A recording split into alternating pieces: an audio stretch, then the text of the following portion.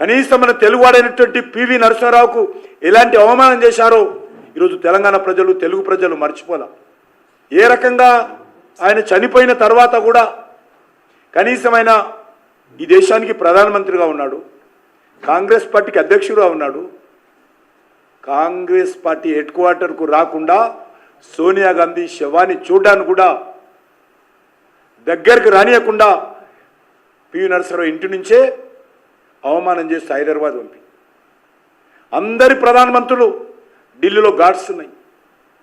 ప్రధానమంత్రులు అందరూ కూడా ప్రత్యేకంగా కేటాయింపులు చేశారు. ఎందుకు ఈరోజు కాంగ్రెస్ పార్టీ పివి నరసింహారావుకి అన్యాయం చేసిందో చెప్పాలి. హైదరాబాద్లో తెస్తే హైదరాబాద్లో కూడా జరిగిన విషయం మీకు తెలుసు.